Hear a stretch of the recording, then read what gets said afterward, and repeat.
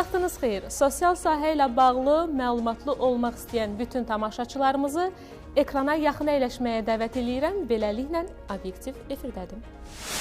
Heç pensiya kapitalınızı yoxlamısınız? Yəqin ki, aranızda yoxlamayanlar da var. Elə indi vaxt itirmədən Sosial Qova saytına daxil olub, pensiya kalkulyatorunu seçərək yoxlayın. Biz elə həmin pensiya kapitalının necə formalaşması və pensiya ilə bağlı digər məsələləri müzakirə edəcəyik və suallarını Dövlət Sosial Müdafiə Fondunun rəsmisi cavablandıracaq. Odur ki, izləməyə davam edin. Az sonra qonağım studiyamızdadır və biz isə hələlik Dost TV-yə bağlanırıq. Həmkarım xanım Yadigarlı son günlərin sosial hadisələrini təqdim edəcək.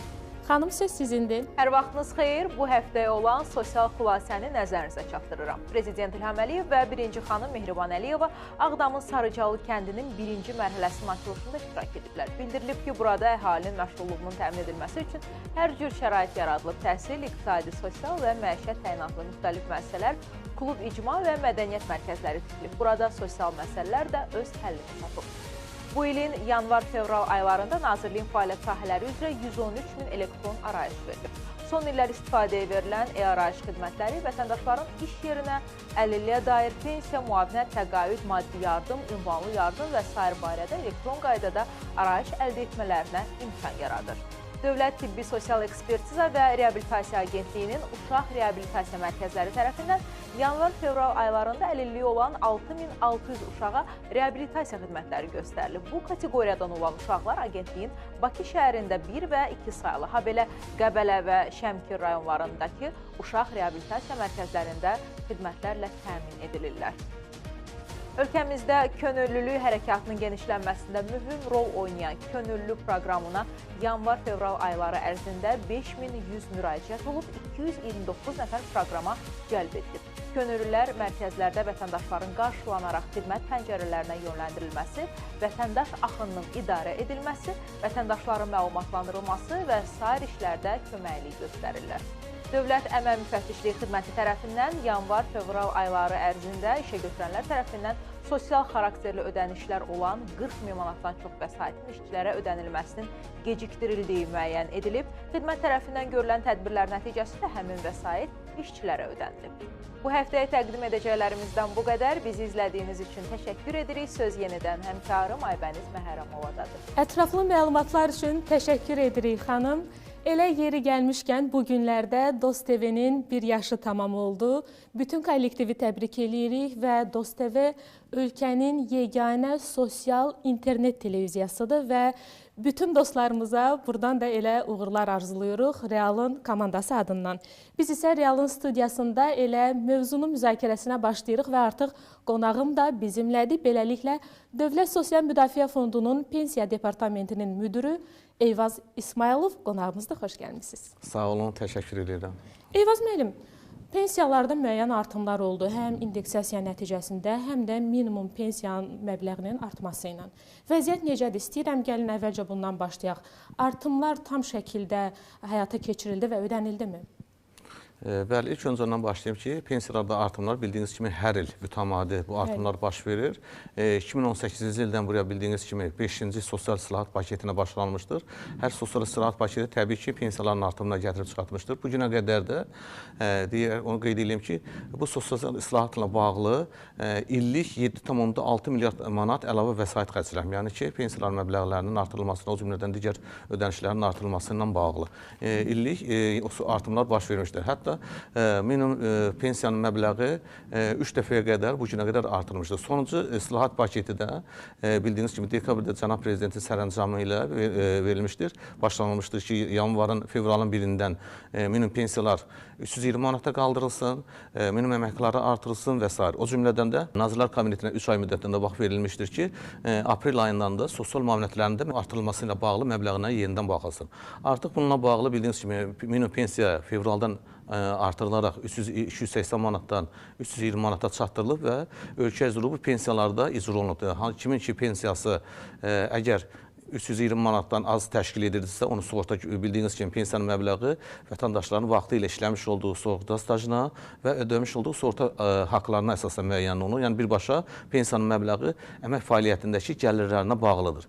O gəlirlərinə uyğun olaraq əgər vaxtı ilə az işləyibsə və az sığorta haqq ödəyibsə, pensiyası məbləği az olduqda minimuma çatdırılır və minimum məbləğdə olan pensiyalarda bildiyiniz kimi fevralın 1-dən artıq ölkə üzrə 320 manata çatdırılmaqla ödənilir. Ondan əlavə bildiyiniz kimi hər ilin yanvarında əvvəlki ilin ortaylıq nominal ortaylıq əmək haqqının artım tempinə uyğun olaraq pensiyaların məbləği də artırılır. Bu il yanvarın 1-dən də 2024-cü ildəki əmək haqqının ortaylıq artım tempinə uyğun olaraq, yəni 8,1% artım tempinə uyğun olaraq bütün növ pensiyaların məbləği həmin artıma uyğun olaraq artırılaraq ödənişi həyata keçirilmişdir. Bura yəni yaşa görə pensiya, əlilliyə görə pensiya, ailə başçısını itirməyə görə pensiya, yəni növündən asılı olmayaraq 2025-ci il yanvarın 1-dən qədər təyin olunmuş bütün pensiyaların məbləği 8,1% artırıldı bildiyiniz kimi və bu ödənişlər fevral ayından həyata keçirildi. Fevral ayında bu ödənişlər, bu artımlar həyata keçirilərkən yanvar ayına tətbiq olunduğu üçün yanvar ayının həmin artım fərqləri də fevral ayının pensiyası ilə birlikdə vətəndaşlara ödənilmişdir. Yəni bu artım artıq ölkə üzrə elektron qaydada həyata keçirilir. Heç bir sənəd əlavə hesablama və sənəd təqdim edilmədən tətbiq olunur. Obyektiv izləyən tamaşaçılardan biri təxminən 2-3 gün bundan əvvəl bizə bir müraciət ünvanlayıb. İstəyirəm onu bu efirimiz vasitəsilə səsləndirim, elə cavabı da alaq. Deməli, vətəndaş 2024-cü ilin dekabr ayında vəfat edən atasının pensiyasının anasının adına keçirilməsi ilə bağlı DOST mərkəzinə müraciət edib və təxminən yanvar ayının 10-u, 11-i ərəfəsində də mesajla bildiriblər ki, bəs icra olundu müvəffəqiyyətlə və məbləğ də orada göstərilib. Və indeksasiya olmayıb amma. Yəni 8% artımla hansı ki həmin məbləğ bir qədər də artmalı idi, amma bu baş verməyib. Təbii ki, bilirəm bu məsələ araşdırılmalıdır. Siz bu dəqiqə daha dəqiq cavab verə bilməzsiniz, amma bu məsələdə müəyyən detallar var, hansı ki problem nə ola bilər, nələr baş verə bilər. Mən elə gəlir ki, buna aydınlıq gətirsək yaxşı olar. Mən ümumi deyib hesablama qaydası ilə bağlı əvvəlcə bildirim ki, pensiyalar artımı, bu qeyd etdiyimiz artımlar proqram vasitəsilə həyata keçirilir.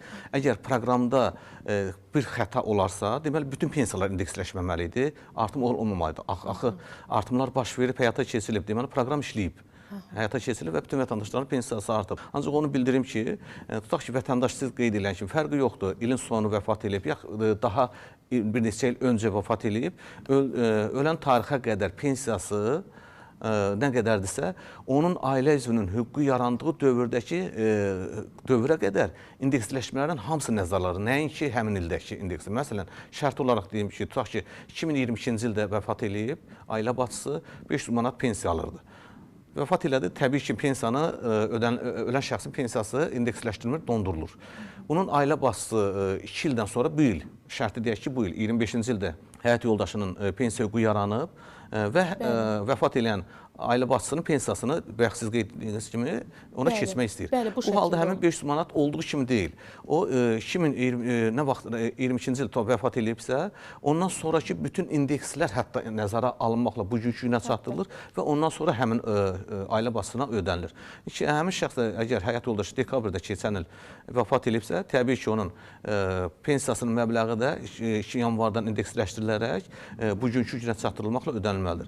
Yenə də hər bir halda həmin şəxsin məlumatlarını mən verilişdən sonra sizdən əldə edib, fərdi qaydada baxıb sizə əlavədə məlumat verə bilərəm ki, həmin proses həyata keçirilib, keçirilməyib. Biz şəxsi məlumatları efir vasitəsilə verə bilmirik, amma efirdən sonra mütləq ki, yəqin ki, bu məsələ ilə sizdən orada qalma ehtimalı, bayaq qeyd etdiyim kimi, proqram vasitəsilə həyata keçirilir. Proqramda da bilirsiniz ki, ya hə, ya yox, 0-1-lərlə işləyən kimi riyazi bir mexanizmdir. Orada əgər birində xəta varsa, proqram deməli işləmir, hamısında xəta verərdi. Əgər ölkə üzrə proses keçirsə, deməli heç bir xəta yoxdur. Olmamalıdır. Ola bilər, vətəndaş da səhv sala bilər.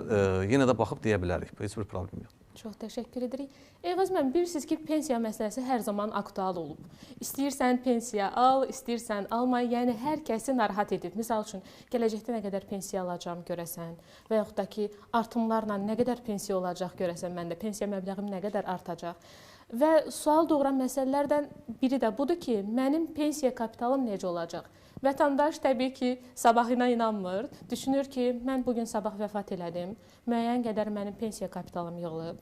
Bilirəm, şablondur, amma bu sual hələ də vətəndaşlarda var və maraq doğurur. Pensiya kapitalı, həmin pensiya kapitalı necə olacaq?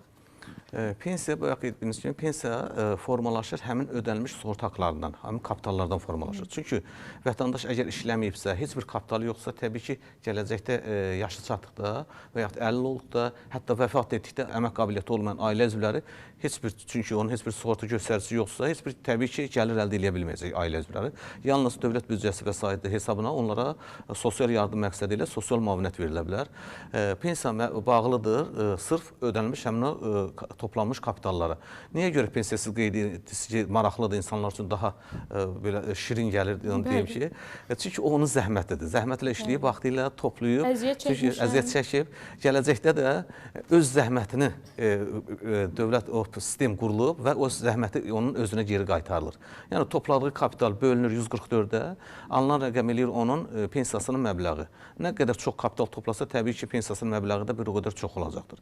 Əgər topladığı kapital minimum pensiya təminatına imkan vermirsə, təbii ki, ola bilər uzun müddət işləyib, ancaq az gəlirli bir sahədə işləyib, onun topladığı kapital minimum pensiyadan aşağı 144-də böləndə daha aşağı rəqəmlə ifadə olur. Bu halda da əgər azı 25 il işləyibsə və daha çox işləyibsə, uzun müddət işləyibsə, təbii ki, həmin şəxsə də baxmayaraq ki, kapitalı azdır, yenə də o uzun müddət fəaliyyəti olduğuna görə həmin şəxsə də pensiya təyin olunaraq ödənilir. Vəfat etdikdə isə təbii ki, yenə də onun həmin o kapitalından ailə üzvləri, əmək qabiliyyəti olmayan ailə üzvləri istifadə edə bilər. Ola bilər ki, kişi işləyib uzun müddət, kifayət qədər kapital toplayıb, pensiya şəklində özü də istifadə edib, özü vəfat eləyəndən sonra hətta onu baxmayaraq ki, özü istifadə edib, yenə də onun ailə üzvü, həyat yoldaşı pensiya yaşına çatıbsa, yaxud da ki 61-100% arasında əmək qabiliyyəti pozulubsa, o halda o ailə üzvü də o vəfat eləyən kapitalından istifadə edə bilər. Bundan əlavə o kapitaldan 18 yaşına çatana qədər övladı, 18 yaşına qədər əlil olan övladı, həmin əlillik 18 yaşdan sonra davam edirsə, hətta o övladı da o pensiyanın, vəfat eləyən ailə başının topladığı kapitala görə formalaşan pensiyanı əldə edə bilər. Bundan əlavə ola bilər ki, vəfat eləyən şəxs daha gənc olsun və onun hətta valideynləri işləməsin.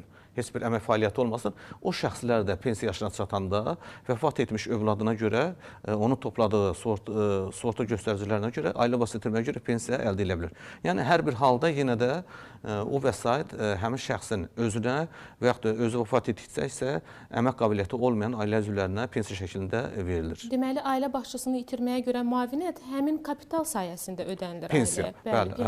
Əgər onun fəaliyyəti yoxsa, təbii ki, ailə üzvü pensiya ilə təmin oluna bilməyəcək. Bu halda dövlət tərəfindən bayaq qeyd etdiyimiz kimi ona yalnız müavinət ödənilə bilər. Eyvaz müəllim, pensiya yaşına çatmamış, pensiya kapitalını istifadə edə bilmək nə qədər mümkündür ölkəmizdə? Pensiya kapitalı elə adından görünür. Bu özü bir sistemdir, qurulub. Yəni, bu yalnız pensiya şəklində, pensiya məqsədləri üçün olduğu üçün pensiya yaşına çatdıqda, 50 olduqda vəfat etdiyə bayaq qeyd edildiyimiz kimi ailə üzvləri. Yalnız o şəkildə əldə edə bilərlər. O məbləğin heç bir bu göstərici olmadan, yaşına çatmadan, 50 olmadan heç bir şəkildə öncədən verilməsi qanunvericilikdə nəzərdə tutulmayıb. Çünki adından görünür ki, məcburi sosial sığorta haqlarıdır. Bu gələcək insanların gələcək pensiya təminatı üçün bu formalaşır. Onun yalnız o halda ola bilər ki, xarici dövlətlərdə belə bir təcrübə var ki, özəl fondlar könüllü şəkildə həmin fondlara əlavə ödənişlər edirlər və həmin ödənişlərə də yenə də istədiyi vaxt deyil, həmin fondlarla bağlanmış müqaviləyə əsasən yenə də müəyyən yaş həddinə çatdıqdan sonra o özəl fonda qoyduğu həmin kapitalı bir dəfəlik və yaxud da dövlət tərəfindən, bu sistem tərəfindən tətbiq olunan pensiyanın üzərinə əlavə edilməklə və yaxud da vərəsəsinə verilməklə o halda o yalnız o kapitallardan o şəkildə istifadə edə bilərlər. Ancaq bugünkü Dövlət Sosial Müdafiə Fonduna qoyulan pensiya kapitalından bir dəfəlik və yaxud da erkən yaşda hansısa bir məqsədlər üçün istifadə edilməsi qanunvericilikdə nəzərdə tutulmalıdır. Açığı bir vətəndaş kimi mən də bu məsələnin əleyhinəyəm.